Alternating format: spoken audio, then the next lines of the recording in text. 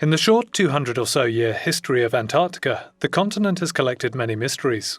Perhaps the oldest and most enduring of these belongs to a woman whose body was found in Yamana Bay on Livingston Island. In 1985, a skull and femur were discovered on the shore of Antarctica's South Shetland Islands. They belonged to a woman in her 20s, an Indigenous Chilean. It's estimated she had been on shore for around 175 to 200 years. That could make her the first person to have died in Antarctica, but also to have ever visited the continent. There's no shortage of things to kill you in Antarctica, but when you throw freezing conditions, disease and lawless seal hunters into the mix, it becomes an increasingly hostile environment for a young mestizo woman. She's a silent witness to the first links between South America and Antarctica. She belongs to an era that is easily romanticised and has been dug up for a variety of causes. From justifying land grabs to titillating tourists, what can she actually tell us? She was found at a time of high tensions in the region, a military dictatorship in Chile, and competing claims on the peninsula. It wouldn't be the first time science and politics have collided in Antarctica. Antarctica is the last place on Earth to be reached by humans. So how is it so difficult to say who got there first? And why does everyone want a slice of what seems to be the world's most inhospitable continent? My name is Thomas Bywater. In March 2020, while stranded on a ship in the Drake Passage, I had the opportunity to meet some of the adventurous characters drawn to Antarctica and learn some of its surprising episodes. Stories of archaeological hoaxes, murders in a continent without police, and a research station baby boom. In the span of just 200 years, the 7 countries with claims and permanent footholds at the bottom of the world have developed rich, sometimes contradictory histories, New Zealand amongst them. This podcast aims to explore some of these episodes and see if Antarctica's short history could go back further than first thought. This is Detour Antarctica. You might wonder what business an archaeologist has in Antarctica. At the Shackleton and Scott huts, there are a few mysteries. The explorers themselves kindly left neat inventories of their contents, and those that built them we know by name. Digging on the ice is unlikely to reveal many secrets. New Zealand has a unique connection to the continent. As one of the closest countries to the South Pole, we might feel we know Antarctica. We're neighbours. But there's another side to the continent. Quite literally on the far edge of Antarctica, there's an older, messier side to the landmass, whose story is far less familiar. It's here that history is a little less cut and dry, and the discoveries all the more exciting. The South Shetland Islands. Named by Scottish sailors hunting seals, so far south they felt as if they'd come back on themselves in the chilly waters of the North Sea. It's a landscape of imposing rock stacks, ice fields, and the odd penguin. At the same time, both alien and familiar. Which is impossible, given nobody had ever stepped foot there before. A chain of 11 volcanic islands. These are the closest pieces of land of the Antarctic continent to any other part of the world. Roughly 900 kilometres south of the Americas, across the Drake Passage, it's the tip of the iceberg when it comes to exploring the 7th continent. It's here, in the 1820s, whalers first stepped ashore. Arguably in doing so, they were writing the closing chapter of the 200-million-year story of how humans spread to every corner on Earth. Not that they gave it much thought. Like good 19th century industrialists, they got straight to work, boiling down seal fat for oil. Of course, this we only know from what they left behind, and the odd ship's log. It was a boomtown on the edge of the Earth, where few questions were asked. The population, seasonal and transient, with no place to go. Discarding whale bones and used equipment, you can still see traces of them today. Ships, sheds and industrial boilers still stand on Deception Island from more recent expeditions. The odd horseshoe-shaped island formed a natural harbour for early expeditions. The volcanic waters are warm enough to swim in. The further back you go, the more rudimentary the findings. The more bleak life on Antarctica seems. We don't even know where the sailors came from. Archaeologists have dug around the whalers' huts and their ghost towns, uncovering what scraps they can. Ruben Stehberg is perhaps the first archaeologist to step foot this far south, back in the 1980s. The former director of the Chilean National Museum, you could think of him as the Indiana Jones of the Antarctic. In his emails to me, he explained why a place with so little history still needs archaeologists. Human activities, in most cases, leave material remains. These can range from everyday rubbish to complex constructions. This is particularly visible in the South Shetland Islands, where explorers and hunters of different origins camped on their beaches, leaving traces of their passage. These remains are particularly precious due to their exposure to extreme weather and the passage of time. Unlike the heroic age explorers, who would arrive much later, these early visitors were not here to plant flags and write dispatches home. They were here because they had few prospects anywhere else, or had made the conscious decision to fall off the map. So here is where the value of a trained archaeologist comes into its own. It's in these islands and the peninsula where clues to Antarctica's true early stories are hidden, and it's one that has a surprising amount of interested parties. As Ruben would find out, it would take a cool head and commitment to process, not to leap to some remarkable conclusions.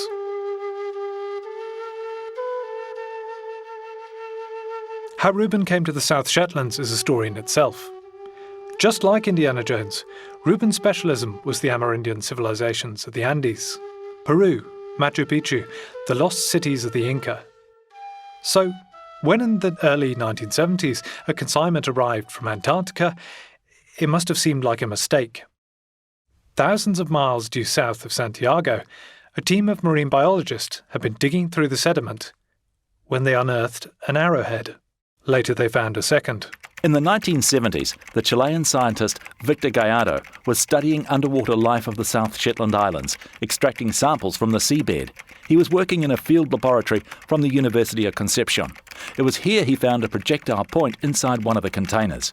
A short time later, he found a second tip in another drum, which is why he informed the Chilean Antarctic Institute, INACH, and handed over the artefacts for study. They eventually came to the National Museum of Chile, where the director, Dr. Greta Mostny, commissioned me to be in charge of their study. Somehow, what appeared to be hundreds-of-year-old projectile points had come to Ruben via the Antarctic Circle.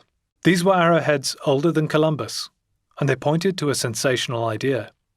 In a part of the world where supposedly nobody had been, had people been to Antarctica earlier than first thought? It's like Hillary had got to the top of Everest, and there was a welcome mat waiting for him.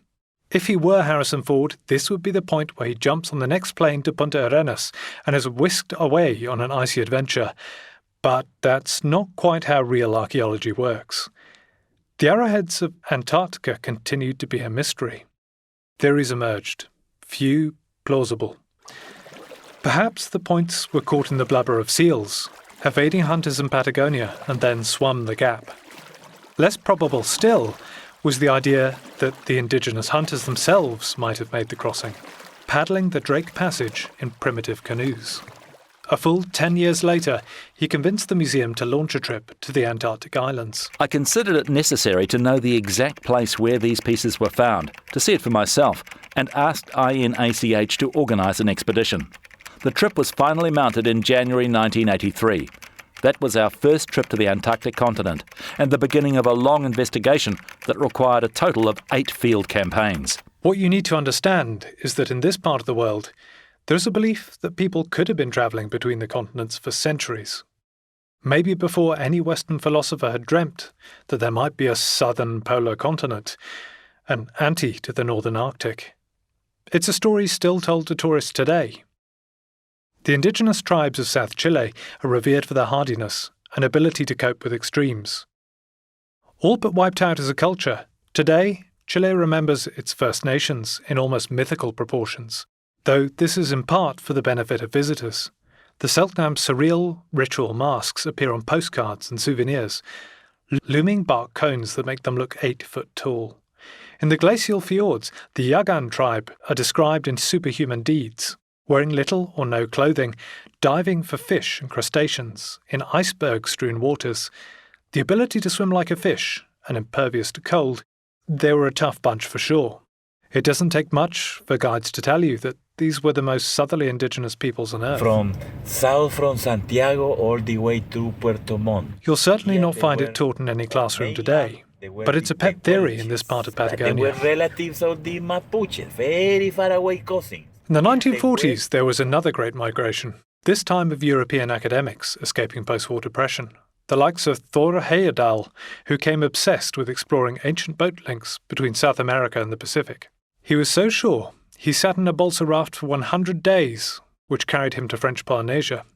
His Kon-Tiki adventures are worth a podcast series in their own right.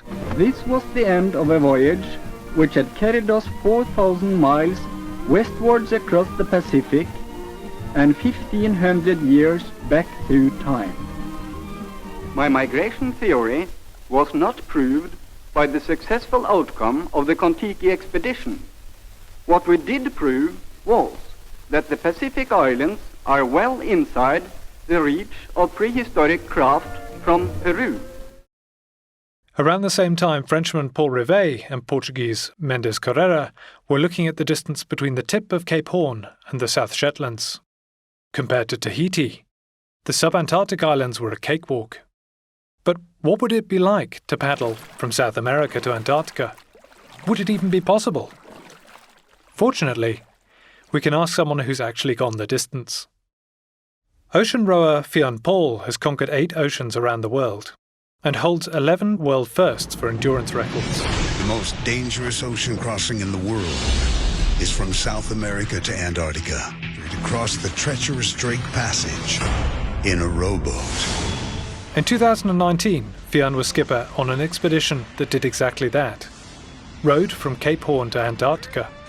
It took a 6-man rowing team 12 days to reach the South Shetland Islands.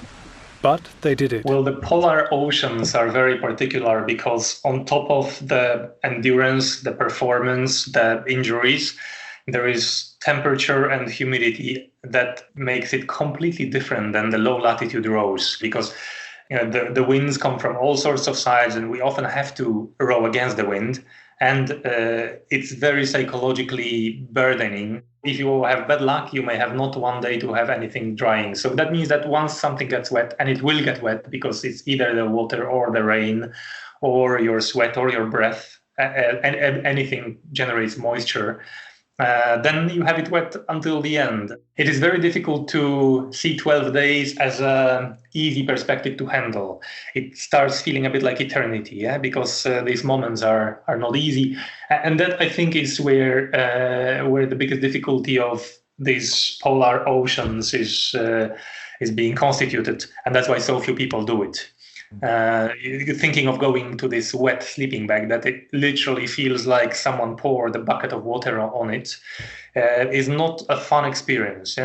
Fiann himself says he is greatly inspired by the peoples who might have been exploring these oceans before him. Yamana people and the Selknam people, I am a great fan of these cultures. I admire them big time, and I think the world needs to mature to acknowledge the real pioneers. They have been there for 10,000 years. They have done amazing seafaring at a very young age.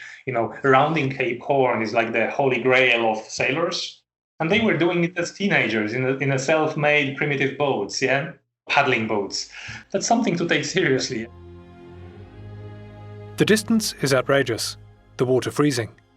But it's clearly not impossible. As Fiann will insist, his crew were the first unpowered crossing of the Drake Passage. It seems pretty unlikely that anyone would have dared attempt it before them. Still, beyond the stories of a couple of mid-century cranks, there was no concrete evidence for Amerindians in Antarctica. That was until not one, but 2 arrowheads were unearthed. The arrowheads of Antarctica were an undeniable link to Chile.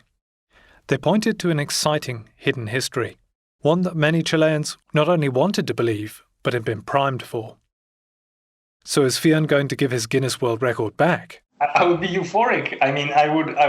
First of all, I would write about it, and 2, I would give it back to them. Yeah, I mean, they deserve it. They deserve much more than that. Yeah, I suspect there could have been many stories like that we will never know. Yeah, I think the only problem is always to prove, like, did they get there by sailboat or by rowing and so on.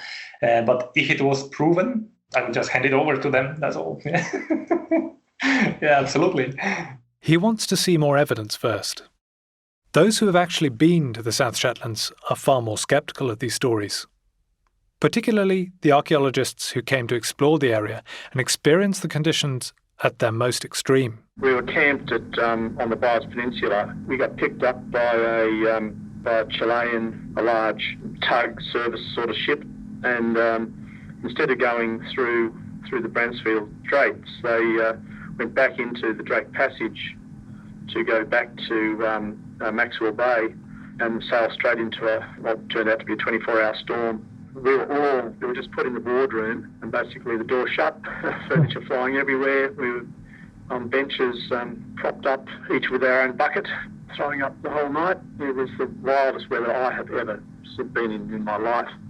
And I've been across the Southern Ocean a number of times now. Andres was so dehydrated from just throwing up. Got to the stations at Maxwell Bay. He was put straight into the Chilean hospital in the Chilean base just for rehydration. Yeah, so pretty dramatic. Michael Pearson was one of the first English-speaking archaeologists to work in the South Shetlands.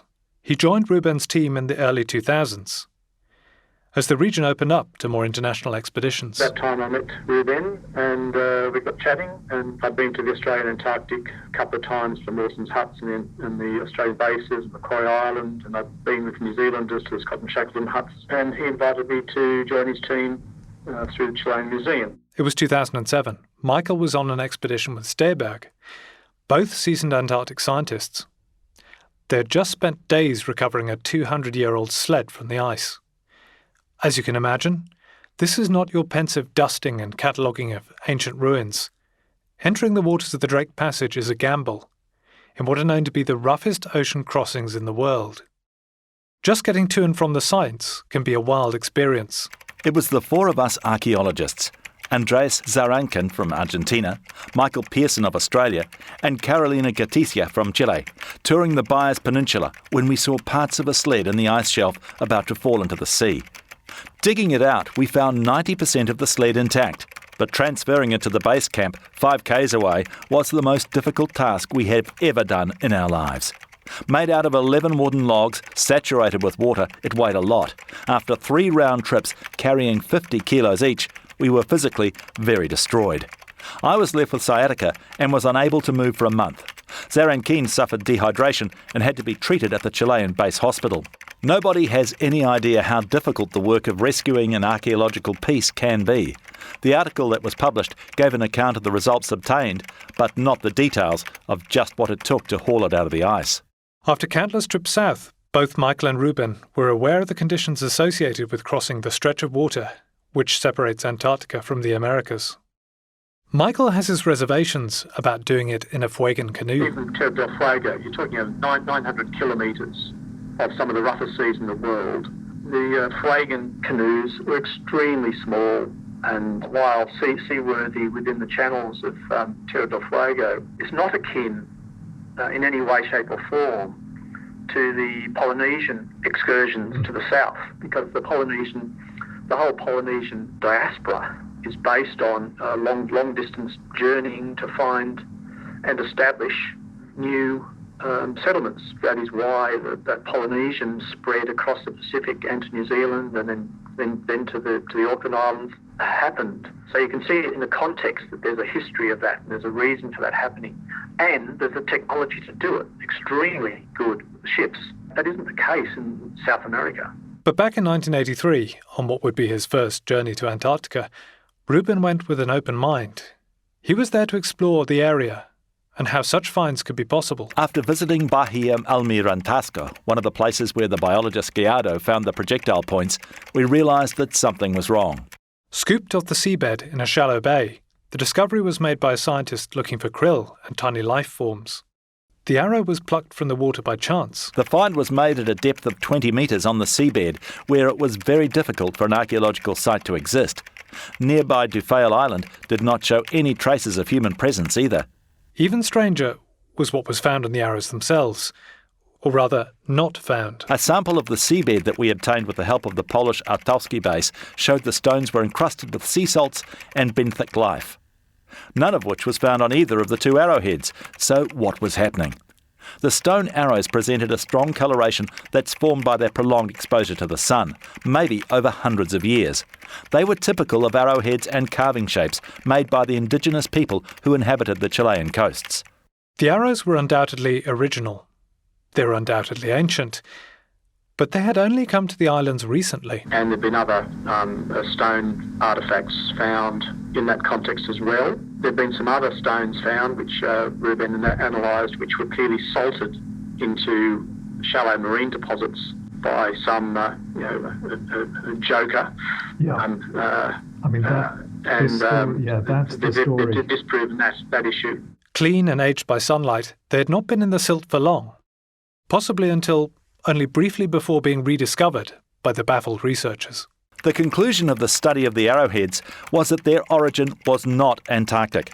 How they arrived at the containers in the university laboratory is an issue that has never been fully resolved, although Dr. Gallardo believes that it was a joke made by his colleagues. We fell for it. Perhaps the biggest clue as to how the arrowheads came to Antarctica lay not 6,000 years ago, but in the climate of 1970s Chile, and the backdrop to which the dig was commissioned.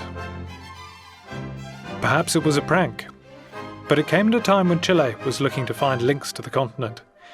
Certainly, it played an important part in why Stehberg was sent to the island.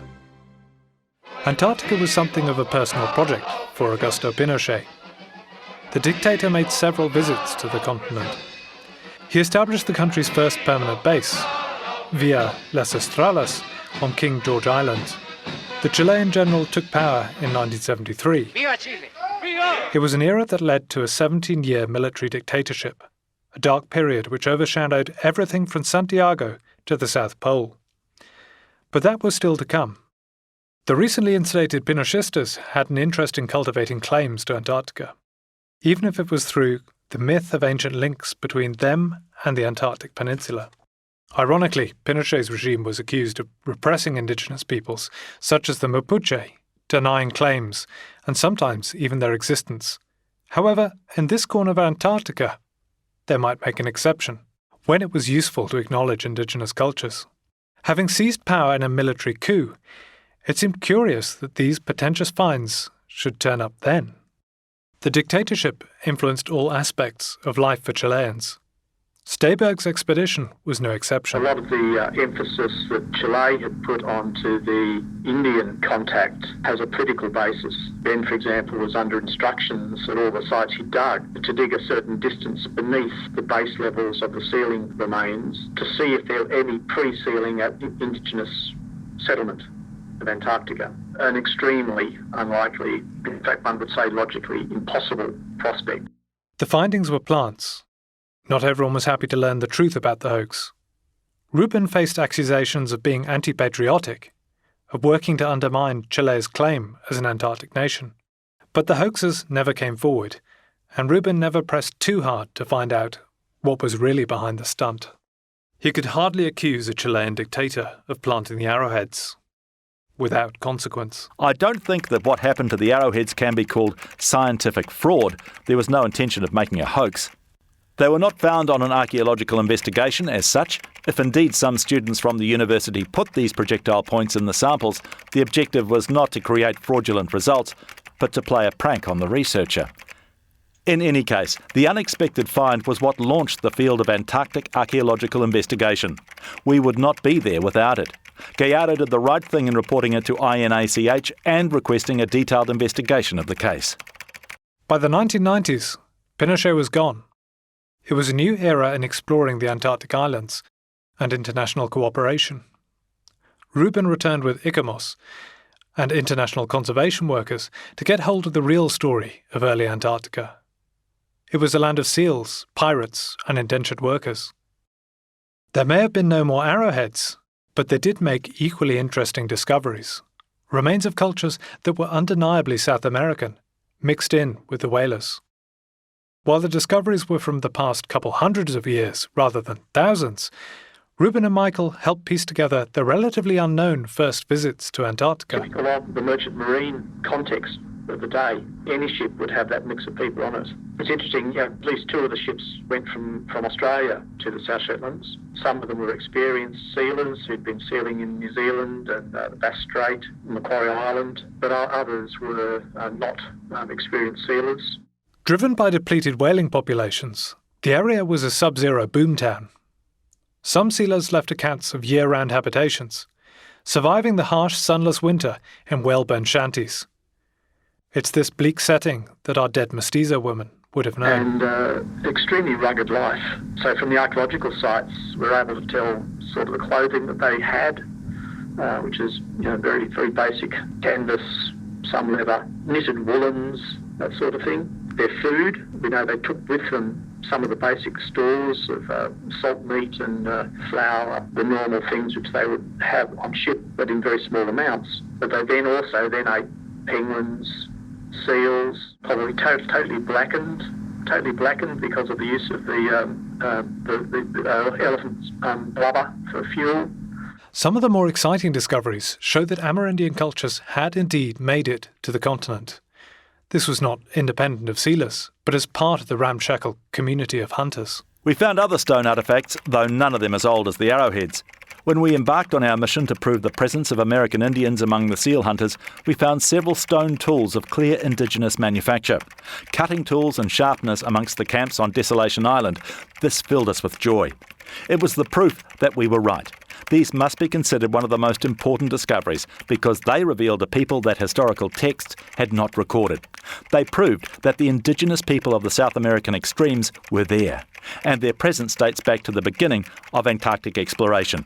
You could no longer argue for a whitewashed picture of early Antarctica.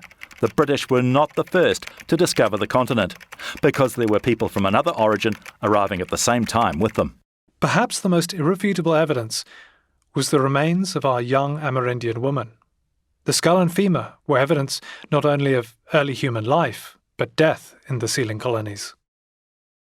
Sadly, while the science can tell us a lot about her background, we can only guess as to what brought her to Antarctica and how she died there. Well, one hypothesis might be that it was a local sealer who'd been working in the Patagonian channels and then decided, we'll go to the South Shetlands and have a look at what's going on down there, and came down, as occurred in the Pacific and in Australia, where there was a systematised exploitation of Indigenous peoples for labour. But there's no real evidence that that was the case in this instance. Given the previous interference in scientific investigation, the story of the arrowheads, Michael is careful not to jump to any conclusions. He's aware there are still pressures on finds to tell a certain story about early Antarctica. However, he's certain this woman was one of the original arrivals. And luckily from our point of view, there's been relatively little political pressure because most of the nations in the Antarctic Treaty System don't really rate the sealing period as being important to their political aspirations. Both Chile and Argentina have a long cultural association with linking themselves to the southern regions. Chile, for example, there is a monument south of Punta Arenas in Patagonia, which is the monument as the centre point of Chile, because it's halfway through Chile's northern border and the South Pole, all of which is regarded as being Chile. Since the late 19th century onwards, countries have had their eye on potential resources. Australia and New Zealand amongst them are quite keen to make every effort to reinforce their presence in Antarctica, and understated, but at the bottom of that is if the Antarctic Treaty at any point in time collapses, they want to be able to place territorial claims. Unlike Shackleton or Scott's tragic story, we will never know her name or exactly what happened to her. But she was part of the first arrivals in Antarctica, which predates the adventurism and glory-seeking of the heroic age. Their only occupation was hard labour and survival. It's unlikely she thought her story would be puzzling people 200 years later. Oh, absolutely, yes. No, it's a totally different aspect of Antarctica. It gets you away from the ultra-masculinism of the heroic era concepts. It's intriguing that, the explorers of early 19th century are the heroic era people, but the sealers were living in far harsher conditions with far less knowledge of why they were there and what they were doing and whether they would be rescued than just about any of the heroic era expeditions were. As to the arrowheads, they will remain a footnote in the history of Antarctica. They could have been an innocent prank, or part of a coup to steal our understanding of the continent. I suspect we will probably never get to the bottom of that whole story.